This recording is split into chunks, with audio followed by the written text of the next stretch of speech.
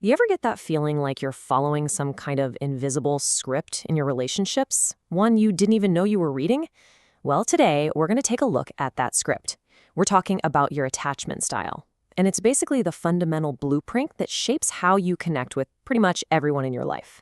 So let me ask you this. Have you ever just stopped and wondered, why do I react that way when I get close to someone? Why you might really crave connection, but at the same time find yourself pushing it away?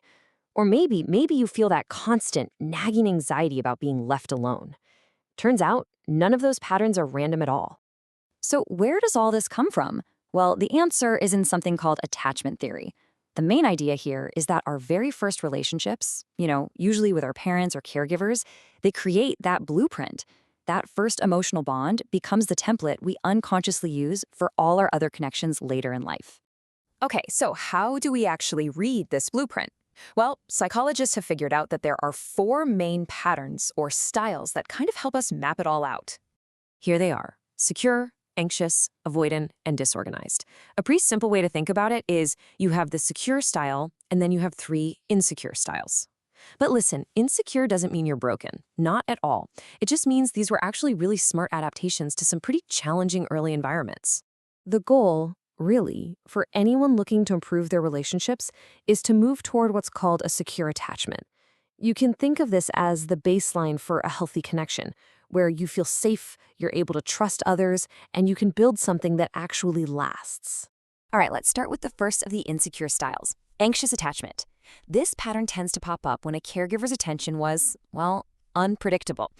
Sometimes they were there for you, totally tuned in, and other times, they just weren't. And you can totally see how that early inconsistency plays out in adult life, right? It often creates this really deep fear of being abandoned, a constant need for reassurance from others, and makes you super sensitive to criticism. The engine driving all of this is a powerful, deep-seated fear of being left. This quote, wow, it just perfectly captures that internal feeling. It's like being on an emotional seesaw. You're just constantly going back and forth between feeling connected and then feeling that terrifying drop that the connection could be lost at any second. Okay, next up we have the avoidant style. Now, this is a completely different kind of adaptation. This one often forms when caregivers were more emotionally distant, unavailable, or maybe even rejected a child's needs for closeness and comfort. So what happens? Well, the child learns to become fiercely self-reliant, and as an adult, that looks like keeping people at arm's length. They tend to avoid true intimacy, have a really hard time trusting people, and often just dismiss their own emotions and the feelings of others. For them, independence became the ultimate survival strategy. But here's the really crucial thing to understand. It's not that people with an avoidant style don't want love. They absolutely do. But actually asking for help or even just saying what they need out loud, it feels incredibly uncomfortable, maybe even dangerous, because their blueprint says, hey, no one's going to be there for you, so you better just handle it yourself.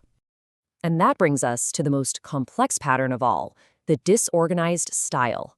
This blueprint gets drawn in an environment of fear, one where the caregiver, the very person who is supposed to be a source of safety, is also a source of threat. As you can imagine, this creates a deeply conflicted internal world. It can look like a really confusing mix of both anxious and avoidant behaviors. One moment, a person might desperately want connection, and in the very next, they'll push it away out of this intense fear. There's almost always this underlying expectation of being hurt. This quote, it just captures the heartbreaking paradox at the very heart of the disorganized style. The one thing they crave most, love and connection, is also the thing that feels the most dangerous. So how in the world do these early experiences translate so directly into our adult lives? Okay, let's really connect the dots here. Okay, this table right here, this is where it all just clicks into place. Look at the direct line. When a caregiver is responsive and really attuned, the child feels safe, valued, and understood. Boom, that builds a secure blueprint. But when care is inconsistent, the child learns to get clingy, to have their needs met, and that's the anxious adaptation. Now, if the caregiver is always rejecting or unavailable, the child learns a different lesson. I can only rely on myself, and there's your avoidant adaptation. And finally, when the caregiver is genuinely frightening, the child is trapped. The person they need for safety is also a source of fear, and that creates the conflicted inner world of the disorganized style. See? It's a direct, logical line from what happened then to how we adapt now. Okay, now if you're recognizing yourself in one of these insecure styles, I know that can feel a little heavy. But this next part, this is the most important part of this whole conversation. This blueprint is not set in stone. You absolutely have the power to change. So, here is the most crucial takeaway. Your attachment style is not a life sentence. It's not some flaw in your personality. It was an intelligent adaptation, a survival strategy that helped you navigate your early world. And just like any strategy, it can be updated. So, what does that path toward a more secure attachment even look like? Well, it really boils down to 3 key things. First, just recognizing your patterns. Simply having the self-awareness to notice your reactions without judging yourself. That is the absolute foundation for change. Second, communication. This means learning the new skill of expressing your feelings and needs openly, even when it feels vulnerable.